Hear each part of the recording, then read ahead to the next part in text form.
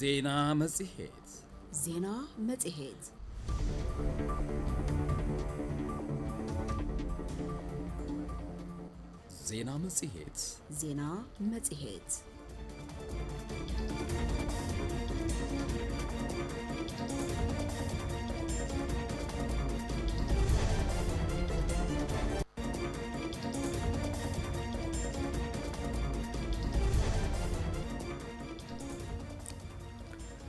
سلام تعنا يهبلنا كبرات أدمتسي فنوميتنا 4.4 راديو في مغلة علتاوي زينا مزيتنا فاليملو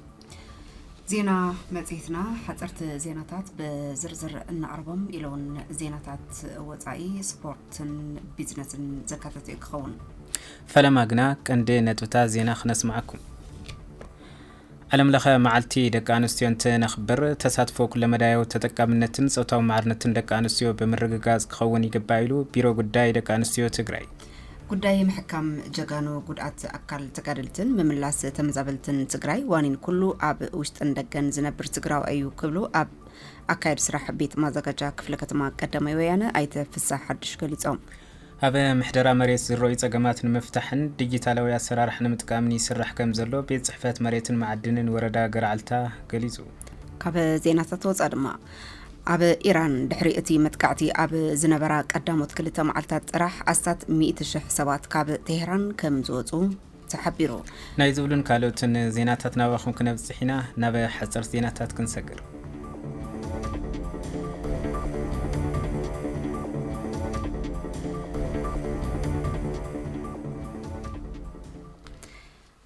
ناب حصرت زيناتات كنسقر كلنا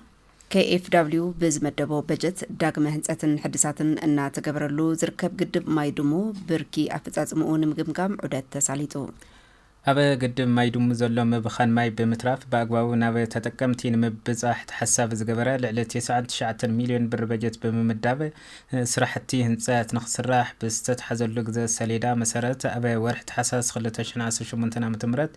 بوعلي مسارات كمستجمرا زفلت قينو نزز اللو درجان مقمقام كابا كل البيرو ماي هافتي ممحدار كتماشر انداس اللاسة أبالات بيت مخرنا بستارخبلو عدات كمستخيدة تحبيرو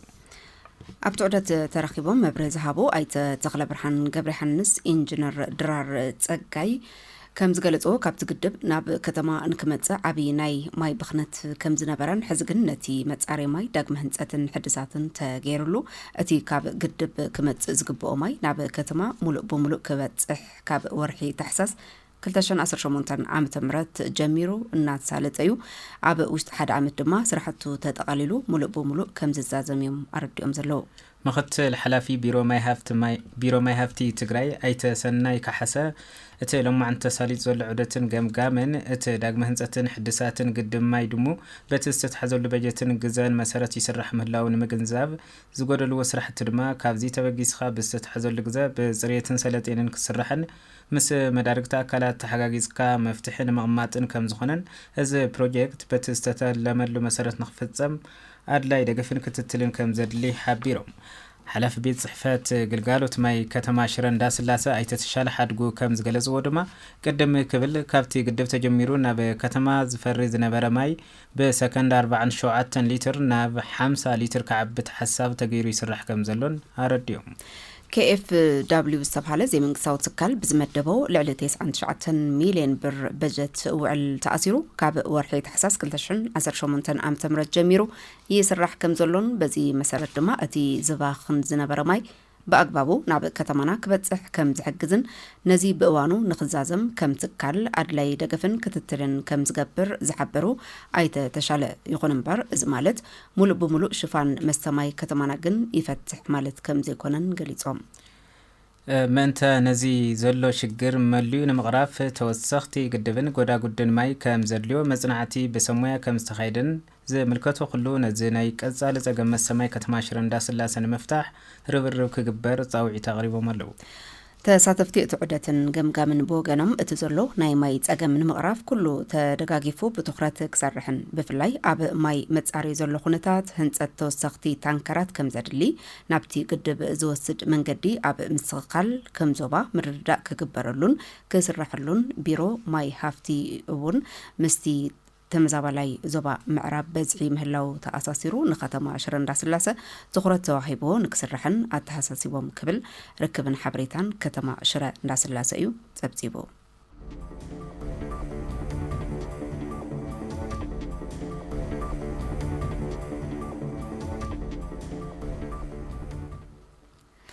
ኣብ ምሕደራ መሬት ዝረኣዩ ጸገማት ንምፍታሕን ዲጂታላዊ ኣሰራርሓ ንምጥቃምን ይስራሕ ከም ዘሎ ቤት ጽሕፈት መሬትን ማዕድንን ወረዳ ገርዓልታ ገሊጹ እዚ ዝተገለጸ ብምትሕብባር በጀት ካልምላ ዝተባሃለ ፕሮጀክት ዲጂታላዊ ኣሰራርሓ መሬት ንምጥቃም ቅጥዕ መሬት ምስ ዲጂታል መለለይ መንነት ንምትሕሓዝ ይስራሕ ከም ዘሎን በክልል ደረጃ ዝተመሓየሸ ኣዋጅ ሓይሊ ዕማም መሬት ንመዳርግቲ ኣካላት ኣብ ዝተዋህበ ስልጠናን እዩ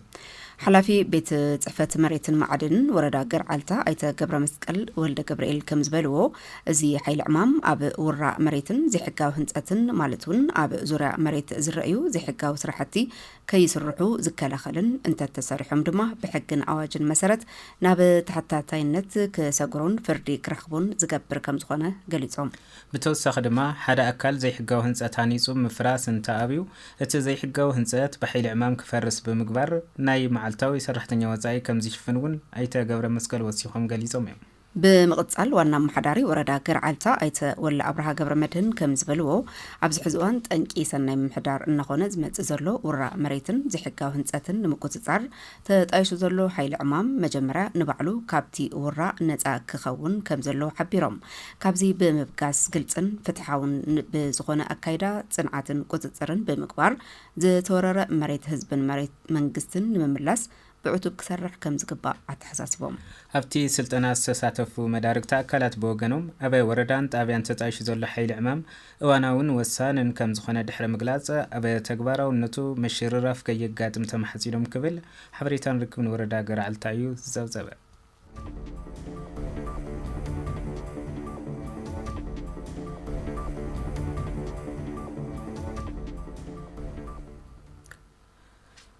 ኣብ ሃገረ ስዑዲ ዓረብ ከተማ ጅዳን ከባቢያን ዝርከቡ ተጋሩን ኤርትራውያንን ልዕሊ 2.2 ሚልዮን ብር ወጻኢ ብምግባር ንተመዛበልቲ ሓገዝ ሂቡ እቲ ሓገዝ ካብ ዝተፈላለዩ ከባቢታት ተመዛቢሎም ኣብ ማእኸል መዕቆቢ ተመዛበልቲ ከተማ ዕዳጋ ሓሙስ ንዝርከቡ ወገናት ከም ዝተዋሃበ ተገሊጹ ነታ ሓገዝ ዘረከቡ ከያንን ደራስን ኣይታስገዶም ተወልደን ወይዘሮ ብርሃን ሃይለ ማርያምን ከም ዝገለጽዎ እዚ ሓገዝ መቐጸልታ እናበረከትዎ ዝመጹ ድጋፍ ከም ዝኾነ ብምጥቃስ ብር 2 ሚልዮንን 267 ሽሕን ወጻኢ ብምግባር ንልዕሊ 266 ወገናት ንሕድሕዶም 50 ኪሎ ጣፍን 2 ሊትሮ ዘይትን ከም ዝተዋህበ ገሊጹ ተመዛበልቲ ወገናት ኣብ ከቢድ ስቃይ ከም ዝርከቡ ዝገለጹ እቶም ተወከልቲ ንጸገም እቶም ወገናት ዝተረድኡ ተጋሩን ኤርትራውያን ነበርቲ ጅዳን ከባቢያን ንዝገበርዎ ኣውንታዊ ተግባር ንኢዶም ደገፍ ዝተገበረሎም ተመዛበልቲ ብግደኦም ደገፍ ንዝገበሩ ተጋሩን ኤርትራውያንን ብምስጋን እቲ ሓገዝ ንዘለዎም ጸገም ከም ዘቃለለሎም ሓቢሮም ክብል ጉዳያት ኮሚኒኬሽን ዞባ ምብራቕ ትግራይ ጸብጺቡ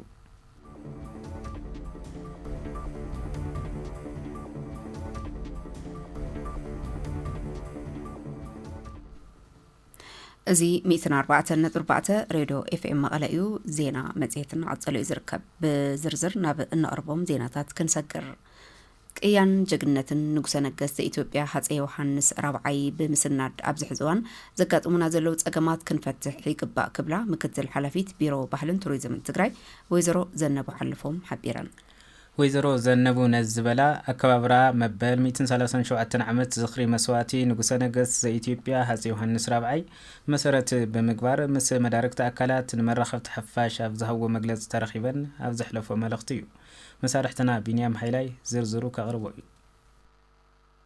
ንጉሰ ነገስት ዘኢትዮጵያ ሃፀይ ዮሐንስ ራብዓይ ንትግራይ ጥራሕ ዘይኮነስ ንዓለም መርኣያ ዝኾኑ ምስጉናት ስራሕቲ እናሰርሑ መጽኦም እዮም ዝበላን ምክትል ሓላፊት ቢሮ ባህልን ቱሪዝምን ትግራይ ወይዘሮ ዘነቡ ሓለፎም ብፍላይ ድማ ኣብ ክብሪ ዓድን ሃገርን ክብሪ ደቂ ኣንስትዮን ንውልድ ወለዶ ዝኸውን ቅያታት እናመዝገቡ መጽኦም እዮም ስለ ዝኾነ እውን ቅያታትን ጅግነትን ንጉሰ ነገስት ዘኢትዮጵያ ሃፀይ ዮሐንስ ራብዓይ ብምዕቃብ ኣብዚ ሕዚ እዋን ዘጋጥሙና ዘለው ጸገማት ክንፈትሕ ይግባእ ክብላን ሓቢረን ሃፀይ ዮሐንስ ምዝካር ጥራሕ ዘይኮነስ ሃፀይ ዮሐንስ ታእዮም ሰሪሖም ልብል ታሪኾም ንመሃረሉ ካብ ሃፀይ ዮሐንስ حزل لنا له زمن تايتو مكرون وسد نمهارلو حزل لنا صقم اص يوحنس لحالف له نغسنس صقماتهم هامي فتيحم نيرم ناي حز ولدوخه كاوم تاينا كنمهاريلنا نوسدلو بفلاي كاباص يوحنس بوزح ነገር نمهاروتنا مجمرا ነገር دخا نخبر عدخ لخفل مسواتነት كنديلا اكرزين مخانو كاباص يوحنس لتمهارنالو وين نمهارلو عبي ነገር እዩ ንጉሰ ነገስት አጽ ዮሐንስ ሰራዊት ተዋፊሮም ሰብ አዚዞም ጥራሕ ለይኮነስ ባዕሎም በተግባር ማእንተ ክብረ ዓዶም ማእንተ ዝህላው መንነት እዚ حزللنالو برك ማእንተ ክብጻሕ ክቡር መስዋዕትነት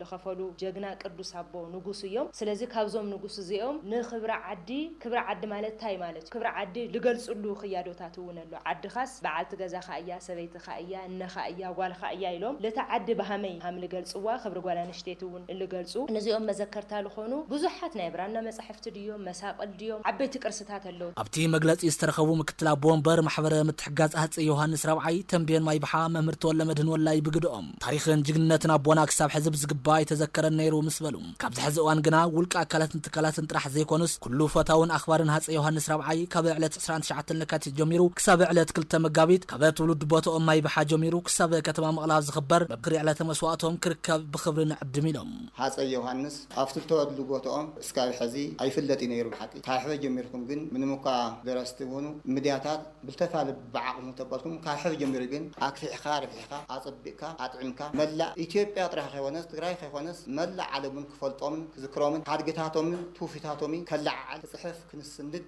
ያው እዚ ንላወ ማለት እዩ አው ኩለኻ ፈታውን አኽባርን ኣብ መላእ ትግራይ ኮን ኣብ መላእ ኢትዮጵያ ዘሎ ናይ ሃፄ ዮሐንስ ንጉሰ ነገስ ንጉሰ ጽዮን ዘኢትዮጵያ ሞጺ ልኽርና ነብል አጽ ዮሐንስ ረብዓይ ኣብ ኢትዮጵያ ማዕርነትን ተጠቃምነትን ክህሉን ፍትሕ ክነግስን ዝገበሩ ጅግና አቦዮም ዝበሉ ድማ አማሓደሪ ወረዳ ደጓዕ ተንቤን አይተ ገብረ ኪሮስ አረጋዊ ብፍላይ ኣብ ምክኣልን ድጋፍን ሃይማኖት መርአያ ዝኾኑ ናይ ልምዓትን ዘመናውነትን ንጉስ ስለ ዝነበሩ ካብ ወለዶ ናብ ወለዶ እናተቃበልና ክንዝክሮም ኣለና ክብሉ አተሓሳሲቦም ወላዲና አጽ ዮሐንስ ናይ ትግራይ ጅግና ጥራሕ ይኾኑ ናይ ዓለም ሙሉ ወይ ድማ በኢትዮጵያ ደረጃ ፍሉጥ ዝኾኑ ወላዲዮም ኩሉ ማሕበረሰብ በሃይማኖቱ ክራዳ በሃይማኖቱ እንትንገብርውን ካፍቶም መርአያ ናይ ሃይማኖት ዝኾኑ ዓበይቲ መራሕቲ ውስጥ ሓደ ዝቕመጡ ወላዲዮም ቢመላእ ኢተካ ንሕና ኣምቲ ዓንት ወልተ ገለጸ ኣብ ማይ በሓውን ክበር ናዕና ኣስተዋጽኦና ገበርና ንኸይዲና ኣብ መልፋውን ታሪኮም በር ሙዚየም ተሰሪሑ እስካብ መወዳእታ እዚ ጥራሕ ዘይኾነስ ንሕና እንትንሰለ ኮይና ትገብረና እምበይ ኣብ ኩለን ትግራይ ጣያታት ትግራይ ተዝስርሐሎም እምበር ይንእስ እምበር እያዓበት ሕዚ ናይ ትግራይ ዋና ከተማ ኮይኑ ሕዚ ወፂሕና ዘለና ደረጃ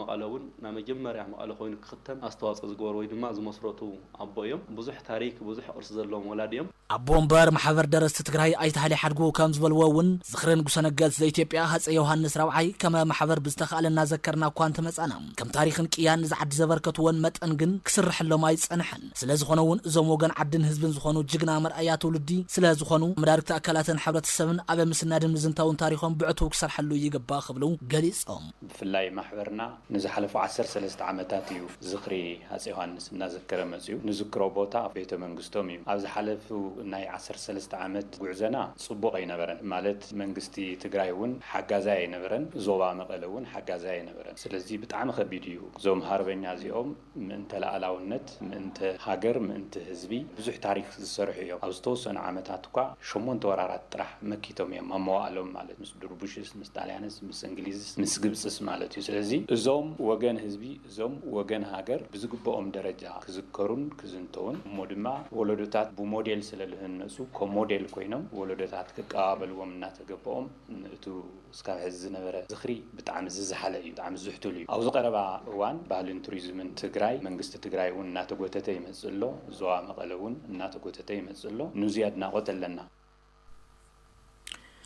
ዓለም ለኸ መዓልቲ ደቂ ኣንስትዮ እንትነኽብር ተሳትፎ ኩለ መዳዮ ተጠቃምነትን ጾታዊ ማዕርነትን ደቂ ኣንስትዮ ብምርግጋጽ ክኸውን ይግባእ ኢሉ ቢሮ ጉዳይ ደቂ ኣንስትዮ ትግራይ እቲ ቢሮ ንዝሓበረ ዓለም ለኸ መዓልቲ ደቂ ኣንስትዮ ማርች 8 ህልው ኩነታት ትግራይ ኣብ ግምት ብምእታው ኩለ መዳይ ሕዌትን ተጠቃምነትን ደቂ ኣንስትዮ ትግራይ ንምርግጋጽ ዓሊሙ ኣብ ዘሳልጦ መድረኽ እዩ ኪዳን ግርማይ ተወሳኺ ዝርዝር ዜና ኣሰናድያ ኣላ ببرك عالم نمبل 115 جزء ببرك تجري دما نمبل 5 جزء زخبر مع التدكانستيو ويدما مارتشايت مخنيات بمقبار مارتشايت نخل مداي حويتن تتقامن تدكانستيو تجري بزبل مري حساب عب تجري زخبر انتخون لو ما يتران شدشت لك هاتي تخلتش عن 10 شمنتن عامه مرت دما بتمره تدكانستيو زمرح زته تساليطو عبت مدرخ زته ترخيبن مخفت مدرز اسمع حلفي بيرو غداي دكانستيو تجري ويزرو كيروس حغوس مع التدكانستيو بستفالالي مدلواتنا تخبر كم زمصن لمون كم وددرات بشكليتان بانال ميتاتن نتبع على زاد مقدلات ان تجبر كم زقنيه غليصن مارتشيت ያው ካብ ዕለት 25 ጀሚሮ ሰሙን ስራሕቲ ተጀሚሮ መለው ብናይ ስፖርት ወይ ሳይክል ውድድርና ጀሚርናዮ ብሸራሮ ጀሚረን መቀለ ካዕትዋየን او ጉዕዘን ዘለዋተን ናይ ሳይክል ተወዳደርቲ ብኻሊ ገጽ ፓነላት አሎ ኣብ ወረዳታት ኣብ ዞባታት ኢሉውን ኣብ ክልል ዝካየዱ ፓነላት አለው እዞም ፓነላት እዚኦም ብስርዓት ዝኸድሉ ሁነታት መልእኽቲ ዘመሓላልፉሉ ንተጠቃምነትን ሕውየትን ደቅንስ ዓብይ ስራሕ ንሰርሐሉ መድረኽን አጋጣምን ጌርና ወሲና ኢና ንሰርሐሉ ዘለና በተወሳኸ ወይዘሮ ኪሮስ ዝዕለት ደቃንስትዮ ፍሓውን ተጠቃምነትን ዘረጋግጻሉ ዓለም ለኸ ተሰማዕነትን ንክውስኽ ዘይተፈትሑ ጸገማትን ዓለም ድምፅን ዛስማዓሉ ዕለት ይክብላ ሓቢረን ሞ መዓልቲ ደቅንስትዮ ወይ ማርቸይት በብእዋኑ እናተባዓለ ኣብ ደቅንስትዮ ትግራይ በትኺናት ምኽንያት ተፈጢሩ ዘሎ ናይ ስነ ልቦና ማሕበራዊ ኢኮኖሚያዊ ቅልውላዋት እውን ካልኦት ሽግራት ኣብ ግምት ብምእታው ነዚ ምቕራፍ ክንደይ ዝኣክል رحقت نخيدلنا نقدمت دقنسيو كابز شجر زكوصا تاي سرحتنا نسرحنا حسب زلنا تبب بيرونا نسرح سرحتي فلوت خوينو ياو او زريا دقنسيو زسرح بيروتاتون بزحات خوينن كن كافتن بزحات ناي فتحي نمكياد ويزت بمكياد ندقنسيو تግራይ نملا دقنسيو تግራይ መልእኽቲ ዝወጽሐሉ መድረኽ ስለ ዝኾነ ደጊመን ቋ አራኸበና ቋ ናብዚ መጻኹም ክብል ይደሊ ኣብቲ መድረኽ ዘተተረኺቦም መበገስ ጽሑፍ ዘቕረበ ሓላፊ ቢሮ ትምህርቲ ትግራይ ዶክተር ኪሮስ ጉዑሽ ኣብ ታሪኽ ትምህርቲ ፍትሓውን ንደቃንስትዮ ማዕረዝ ያሳትፍን ነይሩ ድሕሪ ምባል ኣብዚ ሕዚ እዋን ተጠቃምነት ደቃንስትዮ ዳርጋ 50 ሚታዊ ዝኾነሉ ውጽኢት ደቃንስትዮ እውን ልዑል ዝኾነሉ ዓብይ ለውጥና መጽየር ከብሉ قاليصام كم زفلت نابز هاجر تمرتي تنوح تاريخ زلوا هيكون لكنسيو تقامنت تغرات زي غورو بوليسيون فتحاون تمرتي زبحال قالون زي تقامو تمرتي تنا مجمريا غزي تساتفون ون حت سلازنر تساتفون خمس بقبيلون مستاف طرح هيكونس زرعلو وصيت ون خمسه لا تسرح مسيو تنا مجمريا غزي ياو اودات زوزحوا وحدات دكنسيو ينيرو كاب تقدمي برك جميرو بجزء خيدي بصحيت ناي تساتفوناي دقنستيو او قدماي بركز حشه خوين مسيو كاو قصيلونا وكالاي بركي خموسيون اسكع زقربا غزينا بيونيفرسيتات على تكالات تمرتي قصرو وحد ينيرو حزقنا بممطان زمصلو زلو بركي بصحنا نالنا ኣብ ትግራይ ኣሳት 30 ሚታዊ ደቂ ኣንስትዮ ኣብ ገዛ ከም ዝዋለዳ ሓላፊ ቢሮ ጥዕና ትግራይ ዶክተር አማኑኤል ሃይለ ሓቢሮም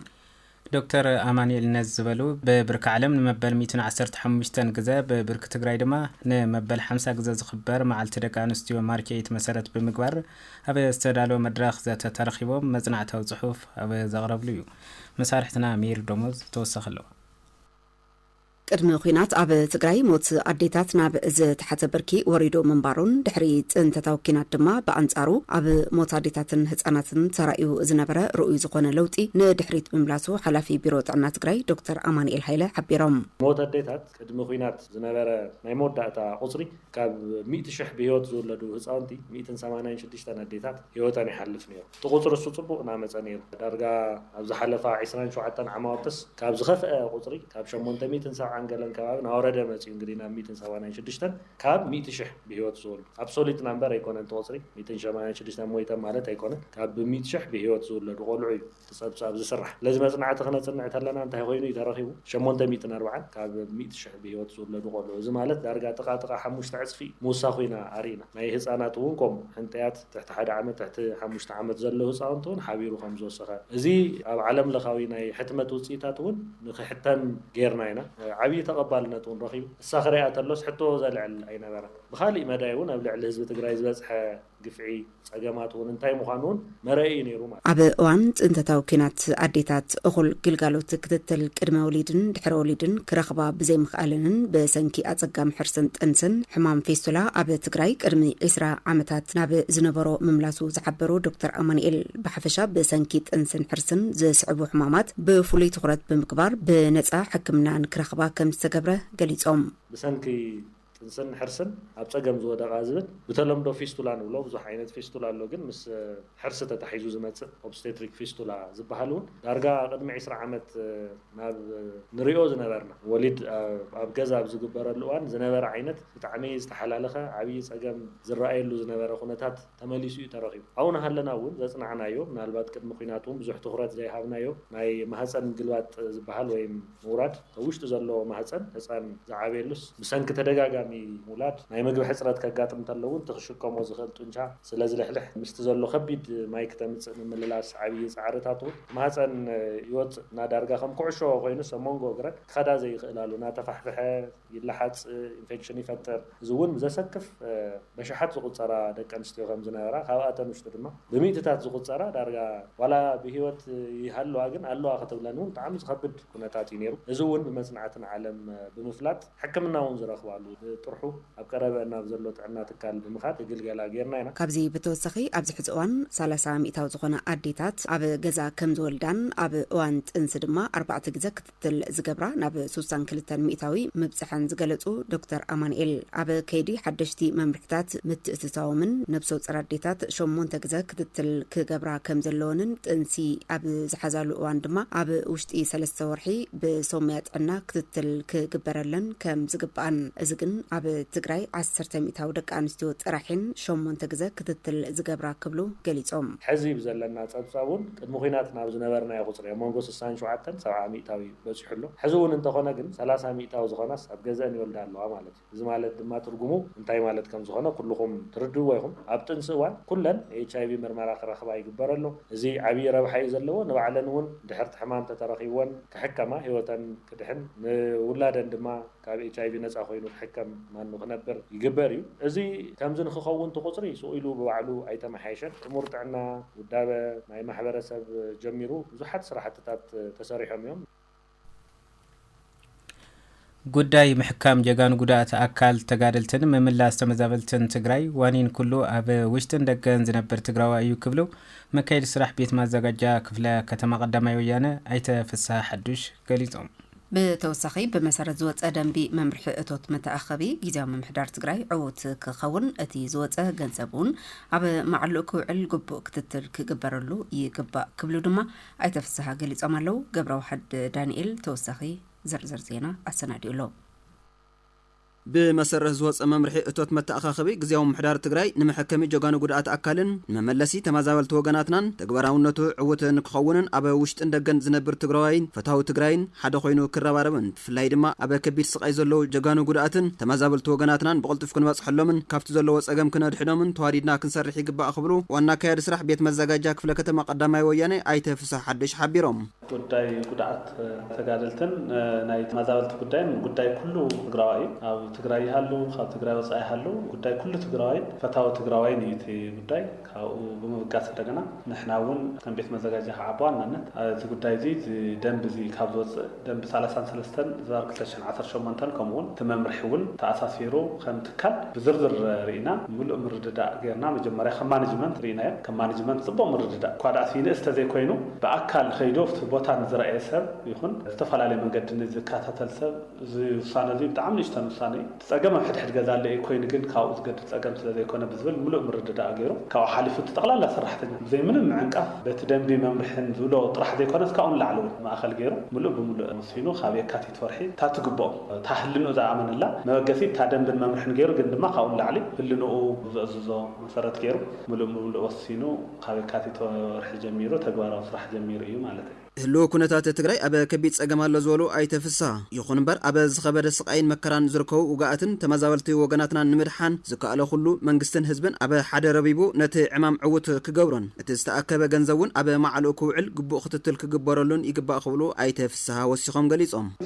ጸገም ትሕዝዋን ኩሉ ነገር ተዓጣጽዩ ኣብ ሕድሕድ ትግራይ ዘለ ጸገም ኤርካ ዝቃለ ይኮነ ኣብ ሕድሕድ ገዛ ይኹን ደኣ እምበር ካብቶም ጉድኣት ተጋደልትናን ካብቶም ተመዛበልትናን ግን ከዓ ዘይሕሸ ይኮነን ተናእሰ ጾምኳ ትድቅሰላ ገዘለትካ ተይተቐንዘኻ ትድቅስ ስለዚ እዚ ማእኸል ተገይር ዝኾነ ትግራዋይ ሕማቅ ግዜ እዚ ተሓጋጊዙ ዝሓልፈሉ መምርሒ ተግባራዊ ብምግባር ዝከኣለ ኩሉ ብምውፃእ እቶም ብጣዕሚ ዝገደደ ጸገም ዝርከቡ ጉድኣትና ተሓኪሞም ተናእሰ ካብ ቃንዛ ዝመሓርሉ ብዙሕ ነገራት ዝተኸኸለሉ ክፍጠር ኣብቲ ከይደ ጠቃቅማቲ ተኣከበ ገንዘብ እውን ግልጽነት ክህሉ ማለት ተሓውነት ክረጋገጽ ኩሉ መንግስትን ህዝብን ግዝያዊ ምምሕዳርን ህዝብን በተኸታተል እናተረዳድአ ዞም ወገናት እዚኦም ዞም ምእንቲ ትግራይ ኢሎም ብዙሕ ነገር ዝኸፈሉ ኣካላት እዚኦም ዝከኣል ኩሉ ብምግባር ክሕከሙን ተመዛበልቶም ብተመሳሳሊ ናብ ገዝኦም ብውሑሳት ኮይኖም ናብ ገዝኦም ዝምለስሉ ኩነታት ክፍጠር ኩሉ ትግራዋይ ክረባረብ ኣለዎ ኣብ ሓደ ክዓፍል ኣለዎ ኣብ ሓደ ካብ ምዕሳል ወፃኢ እውን ካሊእ መራፂ ዘሎ ተመሲለ ይረአየንን አበ መወዳእታ መተሓዋሪ ቤት መዘጋጃ ቤታዊ እቶት ክፍለ ከተማ ቀዳማይ ወያኔ ኣይተኣረቅ ገብርሂወት ብግዶም ትዝወፅ ኣዋጅ እቶት መተኣኻኸቢ ግቡእን ወሳንን ይዝበሉ ኮይኖም ሰራሕተኛታት ትካሉን ቅብል ገይሩ ናብ ተግባር ከም ዝተኣተወን ስለዝኾነ ዕወት ንምግባር ኩሉ ክረባረብ ይግባእ ክብሉ ጸዊዖም ተወፂሉ ኣሎ ኣዋጅ ብወገነይ እንዲያም ዘንጊዕኳ ኢሉሎ ኣዋጅ ትጉዳ ኣካልና ተፈናቃሊ ብዙ መፍትሒ ክኸውን ይኽእል ምክንያቱ ሓፈሻዊ መፍትሒ እዩ ክመፅእ ዝግብኦ እዚ ተወሰነ ካብ ሰምጾሞም ክሓድሩ ካብ እሶም ክቕንዘው ንእሽተይ ዋፂኻ መዕገሲ ዶ ይኾን ከም መዕገሲ ኢና ንጥቀመሉ እዚ መዕገሲ እምበይ እዚ መፍትሒ ይኾነ ዝረዝሮ ግን ኣነ ትሪኦ ኣለኹ ጽቡቕ እዩ ሰራሕተኛ እውን ውፉይ ብቲ ዝወፀ እየ ተግቢርዎ ባዕሉ ብትቀጥታ ብቲ ኣውልሎ ደንቢ ምስ ወፀ ቀጥታ እቲ ደንቢ ምሰነውናሉ ቀጥታ ላብ ተግባሪ ኣቱ ምክንያቱ ለዳራድር ነገር እውን ስለዘይብሉ ሓውካ ጠሚዩ ሓፍትካ ጠሚያ ሓውካ ዓሪቑ ሓፍትካ ዓሪቓ ኣቦኻ ዓሪቑ እናኻ ዓሪቓ ወይ ሓውካ ቆሲሉ ሓፍትካ ቆሲላ ብልክዕ ወላዲኻ ወላዲትካ ኣብ ሕማቅ ኩነታት ስለለና ያው ከእኹል እኳ ተለይኮነ እቲ ደሞዝ ግን ካብታ ተማቒልካ መብላዕ እዩ ምክንያቱ ተማቒልና እንድሕር በሊዕና ለይተሓባቢርና እንድሕር ለይተመኻኺርና እንድሕር ለይተኸኣኢልና ክንወፀ እውን ዘይንኽእል ስለዝኾንና ከቢድ ነገር ኣብ ዝባና ስለዘሎ ከቢድ ነገር እዚ ተሓጋጊዝና ክንወፀ ስለዝግበአና መፍትሒ ክሻው ልመፅእ ለለና ኩሉ ውፍያት ኢና ተሰራሕተኛ እውን ሓደ ቃልዩ ውፍይ ናብ ዜናታት ወፃእ ክንሰገር ኣብ ኢራን ድሕሪ እቲ መጥቃዕቲ ኣብ ዝነበራ ቀዳሞት 2 መዓልታት ጥራሕ ኣስታት 100,000 ሰባት ካብ ቴህራን ከም ዝወፁ ተሓቢሩ ኣብ ሊባኖስ 58,000 ሰባት ኣብ ናይ ሓባር ቦታታት ተዓቂቦም ከም ዘለዉ ክግለጽ እንከሎ ኣስታት 10,000 ሶርያውያንን ኣስታት 1,000 ሊባኖሳውያንን ድማ ካብ ሊባኖስ ናብ ሶርያ ከም ዝሰገሩ ተፈሊጡ ናይዚኦምን ካልኦትን ዜናታት ወፃኢ ድማ መሳርሕትና ኪሮስ ሓድሽ ብኸምስዑ ክተቕርቡ እዩ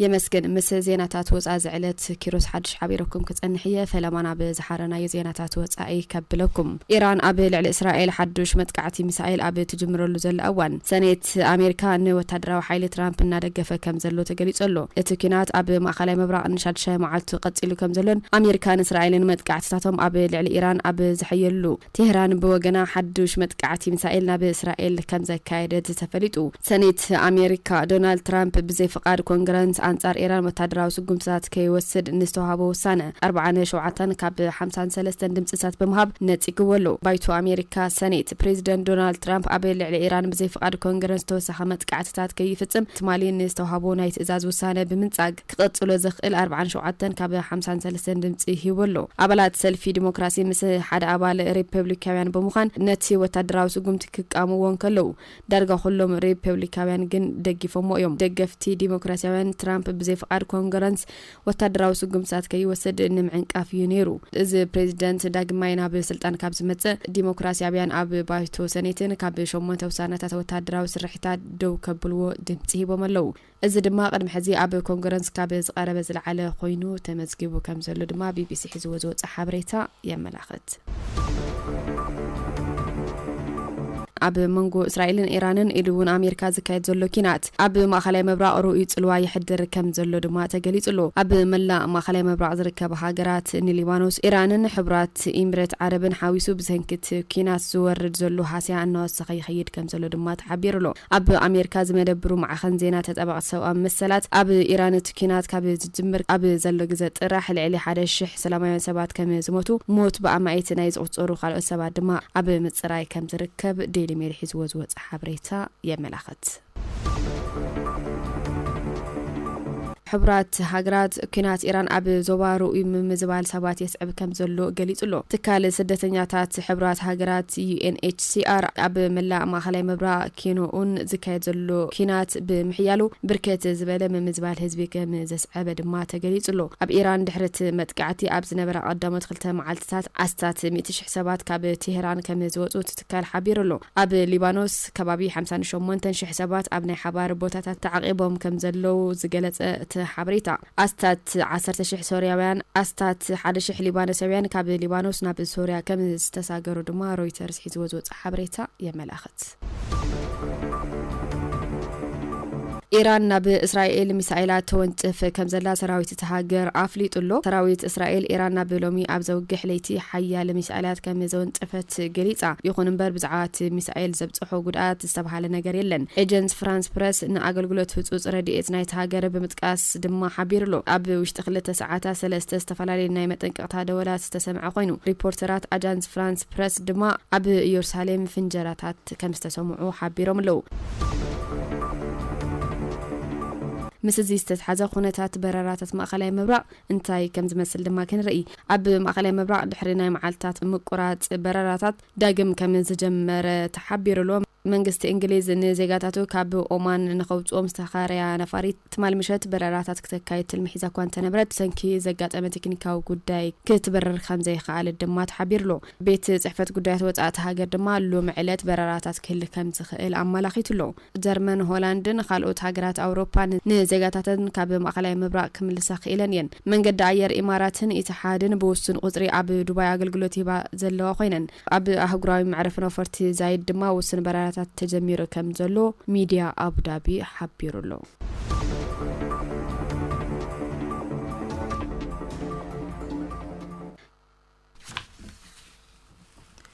حزر ما ناب زيناتات ببيزنس سجرنا لنا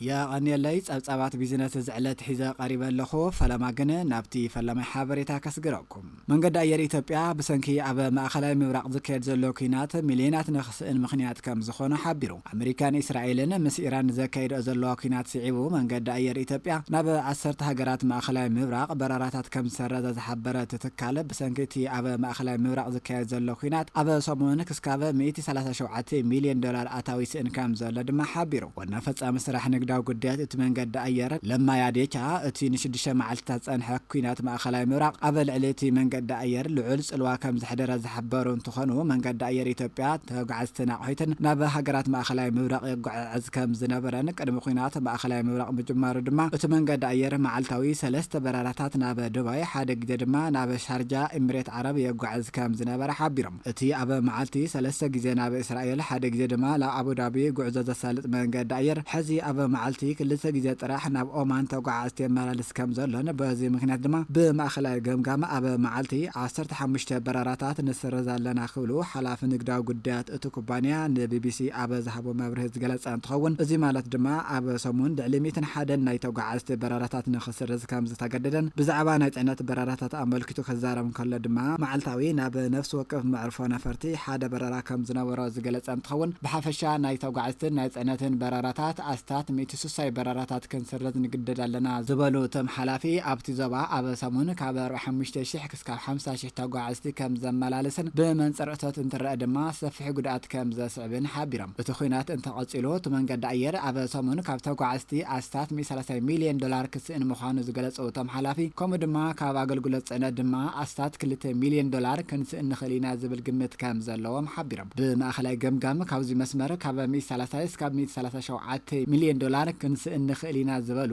ሓላፊ ንግዳዊ ጉዳያት እቲ መንገዲ ኣየር ነዚ ክግለጽ ከሎ ኣብዚ መስመር ዝንቀሳቐሳ ዝነበራ ነፈርቲ ንግዚኡ ናብ ካልኦት መስመራት ዳግማ ይምደባ ከም ዘለዋ ዝገለጹ እንትኸውን መብዛሕትኡ ካብዚ መስመር ዝኸስሮ ካብ ካልኦት መስመራት ዝከካሓሶ ከም ዝኽእል ድማ ገሊጾም ኣሜሪካን እስራኤልን ምስ ኢራን ዘካይድኦ ዘለዋ ኩናት ኣብ ማእኸላይ ምብራቕ ዝካየድ ዘሎ ጉዕዞ ኣየር ብምዝራጉ ብኣማይ ተሽሓ ዝቆጸሩ ሰባት ኣጓጉሎም ከም ዝርከቡን ኣብ ዝቆጸሉ መዓልታት ኣብዘን ሃገራት ማእኸላይ ምብራቕ ዘሎ ኩነታት ክቕየር ምዃኑ ርግጸኛ ኮይንካ ምዝራብ ኣይከኣልን ሃገራት ማእኸላይ ምብራቕ ክለኣየረን እንተዓጽየን እቲ ውግእ እውን እንተቐጺሉ ካብ ወሽመጥ ዓረብ ናብ ኣውሮፓ ኣፍሪካን ኤስያን ዝጓዓዙ ሰባት ተወሳኺ ብድሆታት ከጋጥሞም ከም ዝኽእል ድማ ሓቢሮም ክብል ቢቢሲ ዘውፅኦ ሓበሬታ የመላኽት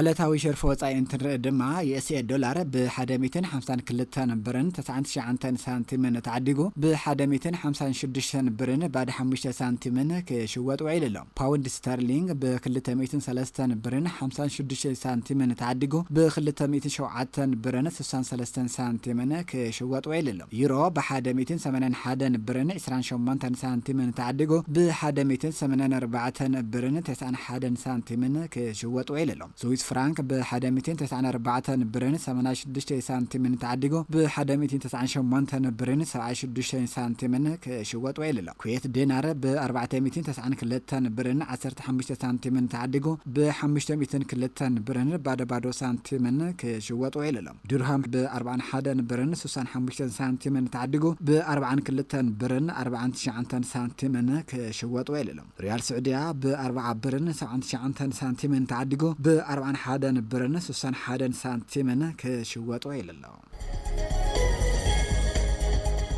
ዕለታዊ ዋጋ ወርቂ እንትርኢ ድማ በዓለ 24 ካራት ወርቂ ደረጃ ጽፈቱ 99.96 ናይ ዝኾነ መሸጥ ዋጋ ንግራም 26.30 ብር ክሽወጥ ውዒል በዓለ 22 ካራት ወርቂ ደረጃ ጽፈቱ 91.39 ናይ ዝኾነ መሸጥ ዋጋ ንግራም 23,861 ብር ክሽወጥ ውዒል በዓለ 21 ካራት ወርቂ ደረጃ ጽፈቱ 86.84 ናይ ዝኾነ መሸጥ ዋጋ ንግራም 22,700 6 ብር ክሽወጥ ውዒል በዓል 18 ካራት ወርቂ ደረጃ ጽፈቱ 71.81 ናይ ዝኾነ መሸጥ ዋጋ ንግራም 19,522 ብር ክሽወጥ ውዒል በዓል 14 ካራት ወርቂ ደረጃ ጽፈቱ 47.46 ናይ ዝኾነ መሸጥ ዋጋ ንግራም 15,184 ብር ክሽወጥ ውዒል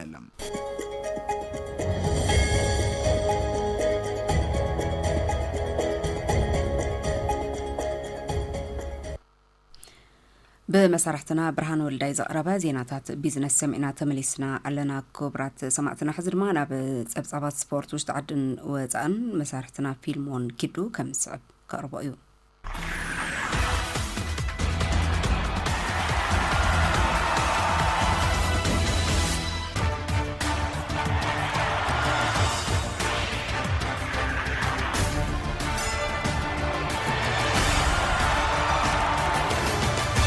يغني اللي على تاو سبورتاو حبريتاو شتعدن وصان حيزلكم قريب لكم نختكاتاتلو بخورنا عدنكو حبيركم تصنح فيلمون كدي ابني وشتعد حبريتا كجمر معرف غرز غير كاب غانسا انجينيرينغ حسينه مسين مسفن عوت كالاي مدرك قدم بشكليتا دق انستي زور تግራይ ባንክ ወጋግን 2018 ዓመተ ምህረት ኮይና ዓለም ለኸ መዓልቲ ደቅ አንስትዮ ማርቻይት ምክንያት ምግባር መዋልነት ባንክ ወጋግን ዝካየድ ዘሎ ቀደም በሽክሌታ ደቅ አንስትዮ ዙር ትግራይ ባንክ ወጋግን ውድድር ካልኣይ መድረኽ ዕለተ ሐሙስ ቀጽል ተኻይዱ እዚ 4 ጋንታ ተሳትፋሉ ዘለዎ ውድድር ካልኣይ መድረኹ ኣብ ከተማ ሽረ እንዳስላሴ ኣክሱም عدوى مزازم يكونوا 79.57 كيلومتر شفنا كونوا أبناء مفلمتات السنة ولا تعاقب بلس مرهوي تحدشن يرسالم هفتون كابغانت أماني قدما ينكالين درجة بمحازن تعوتا معرف جرز غير كاب انجينيرينغ حسين مسين مسفن سالساي درجة وسيا أسئلة استخايدة كلاي عقب سرعي ورتعن حنح دحر مكياد قدامي تغانت أماني مرهوي تحدش قدامي درجة توصل معرف جرز غير كاب انجينيرينغ حسين مسين مسفن كلاي درجة يرسالم هفتون كابغانت أماني سالساي درجة بمحازن تعوتا دحر الزقطيل سالساي ولا تعاقب 3.94 كيلومتر أبزنا برنا ميدا بولتا تقدمتي أثبتها وقدم بمكياد مرسئ حدشون يرسالم هفتون كابغانت أماني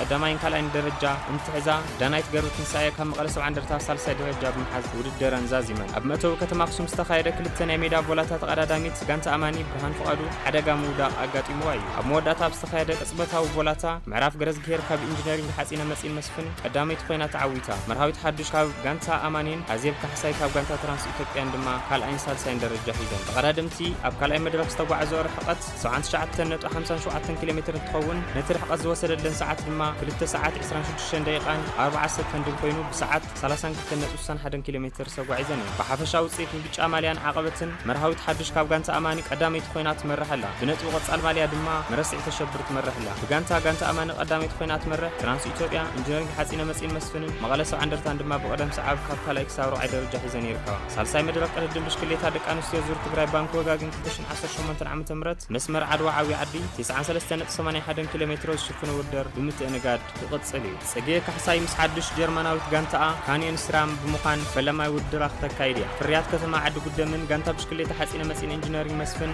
ሻምፒዮን ኢትዮጵያ 2017 ብሽክሌተኛ ጽጌ ካሕሳይ ምስ ሓዳሽ ጋንታኣ ድሕሪ ብርቱዕ ልምምድ መጻ ሰንበት 29 ለካቲት ፈለማይ ውድድር ኣብ ሃገር ጣልያን ክተካይድ እያ እቲ ውድድር ትሮፊዮ ኦሮ ኢኒሮ 2026 ኮይኑ 107 ኪሎ ሜትር ዝሸፈነ ድማ እዩ ኣብቲ ውድድር 168 ተቐዳድምቲ ዝተሳተፋ እንትኾን ንጽጌ ካሕሳይ ሓዊሱ ድማ 100 ተቐዳድምትን ፈለማ እውን ተሳተፍቲ ኮይነን እዩ መበል 22 ሰሙን ጸወታ ሲቢኢ ፕሪምየር ሊግ ኢትዮጵያ ትማል ቀጺሉ ዝተኻየደ እንትኾን ኢትዮጵያ ቡና ምስ ከተማ ባህር ዳር ዘረኸበ ጸወታ ብዓወት ኢትዮጵያ ቡና 2-0 ተዛዚሙ ነተን ሽቶታት እውን ቢንያም ጌታቸው ኣብ መበል 14 ደቂቃን ዘላለም ኣባተ ኣብ መበል 56 ደቂቃን ኣመስጊቦምን እዮም ነዚ ውጽኢት ስዒቡ ኢትዮጵያ ቡና 29 ነጥቢ ተዋህል ከላ ከተማ ባህር ዳር ድማ 27 ነጥቢ ተዋህል ኪላ እያ ካልእ ሲዳማ ቡና ምስ ፋሲል ከነማ ዘረኸበ ጸወታ ብዓወት ጋንታ ሲዳማ ቡና 1-0 ተዛዚሙ ብሕታዊ ሽቶ ሲዳማ ቡና እውን ብሌሴናጎ ኣብ 9 ክድመሮ 1 ደቂቃ ኣመስጊብዋ እዩ ኣርባ ምንጭ ከነማ ምስ ኢትዮ ኤሌክትሪክ ዘረኸበ ጸወታ እውን ብዓብላልነት ጋንታ ኢትዮ ኤሌክትሪክ 4-1 ተዛዚሙ ነተን ሽቶታት እውን ፓትሪክ ሱባሞኒ ኣብ 4 ደቂቃ ኣቤል ሃብታሙ ኣብ መበል 16:47 ደቂቃ ኣንዋር በድሩ ኣብ 43 ደቂቃ ከመስግቡ ከለዉ ብሕታዊ ሽቶ ኣርባ ምንጭ ከነማ ድማ ይገዙ ቦጋለ ኣብ 82 ደቂቃ መስጊብዋ እዩ ከተማ ሐዋሳ ምስ ወላይታ ድቻ ዘረኸበ ጸወታ እውን ማዓረ 1 ተዛዚሙ እዩ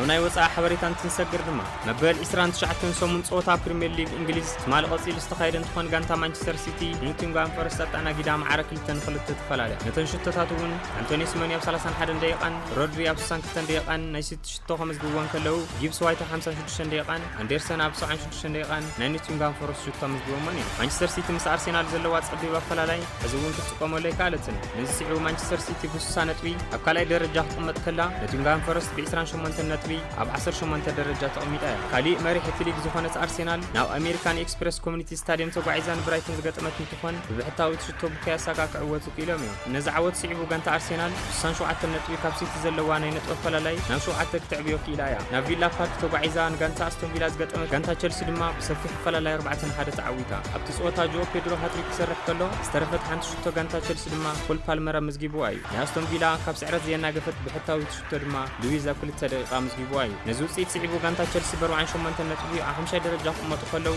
ኣስቶን ቪላ ድማ ብ51 ነጥቢ ኣብ 4 ደረጃ ተቐሚጣ ኣላ ካልእ ኣብ ሜዳኦም ወጻኢ ምስ ኒውካስትል ዝተጻወቱ ማንቸስተር ዩናይትድ 2-1 ብዝኾነ ውጽኢት ተረቲዖም ስዕረት ኣስቶን ቪላ ስዒቡ ብተወሳኺ ነጥብታት ዝበልጹሉ ዕድል ዘይተጠቐሙ ማንቸስተር ዩናይትድ ኣብ ትሕቲ ማይክል ካሪክ ፈላማይ ስዕረት ኣንጊዱ እዩ አንቶኒ ጎርደን ብዘቕጠራ ፔናልቲ ሽቶን ዊልያም ኦሱላ ንኒውካስትል ዓወት ዘሕፈሱ ሽቶታት እንተመዝግቡ ካዝሜሮ ነጥቢ ዘየምጽአት ሽቶ ዩናይትድ ኣውጢርዋ እዩ እዚ ስዕረት ስዒቡ ዩናይትድ ሕዚ እውን ብ51 ነጥቢ ካብ ኣስቶን ቪላ ብበዝሒ ሽቶ በሊጹ ኣብ ሳልሳይ ዝተቐመጠ እንትኸውን ቀጻላ ሜድኡን ቪላ ከእንግድ እዩ ዌስትሃም ንፉልሃም ዘረኸበ ጸወታ እውን ብዓወት ጋንታ ዌስትሃም 1-0 ተዛዚሙ እዩ ካልእ መበል 29 ሰሙን ፕሪምየር ሊግ እንግሊዝ ናይ መወዳእታ ጸወታ ድማ ሎማዓንቲ ምሸት 5 ሰዓት ኣብ መንጎ ቶተንሃም ሆትስፐርን ክሪስታል ፓላስን ክካየድ እዩ ኣጸጋሚ ውድድር ዓመት እናሕለፈ ዝርከብ ቶተንሃም ኣብቲ ሊግ 7 ጸወታ ጥራሕ ዝሽነፈ እንትኾን ብ29 ነጥቢ ኣብ 16 ደረጃ ይርከብ ካብ ምውራድ ሓደጋ ብ1 ነጥቢ ጥራሕ ሪሒቖም ዝርከቡ ቶተንሃም ናይ ሎማዓንቲ ጸወታ ኣብ ናይ ምስዓር ግዴታ እትዎም ይርከብ ኦሊቨር ግላስነር ዝምርሑ ፓላስ 35 ነጥቢ ኣብ 14 ደረጃ ይርከቡ ኣብቲ ጸወታ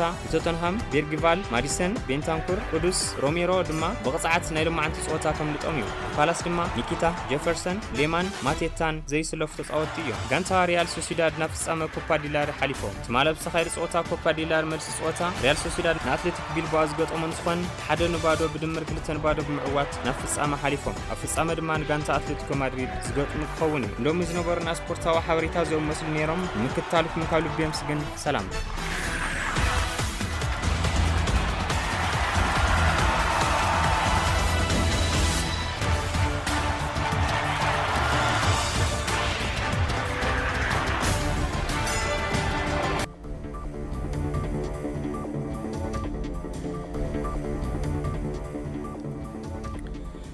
زينا مزيت زعلت قدمي مززامنا قند نطبتات زينا كنزخاخركم عالم لخه معلتي دقانستيونت نخبر تساتفو كل مدايو تጠቃምነትን ጾታው ማዕድነትን ደቃንስቲዮ በመረጋጋዝ ከውን ይገባይሉ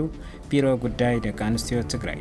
ጉዳይ محكم ጀጋኑ ጉዳት አካል ተጋደልትን መምላስ ተመዛበልትን ትግራይ ዋኒን ኩሉ አብ ውሽጥ እንደገን ዝነብር ትግራዋዩ ክብሉ አካይድ ስራሕ ቤት ማዘጋጃ ክፍለ ከተማ ቀደመ ወያነ አይተፍሳ ሐድሽ ገሊጾም أب محدر مريت الرؤية أجماعات المفتحن ديجيتال وأسرار حنا متكاملين يسرح كم زلوا بيت صحفيات مريتين معدن وردا قرعلتها قريزو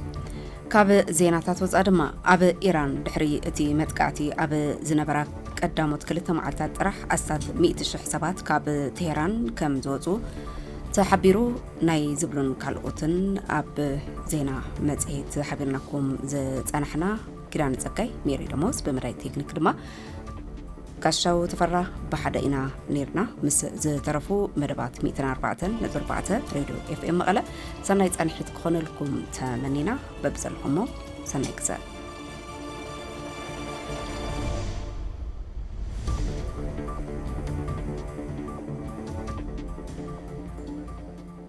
زينا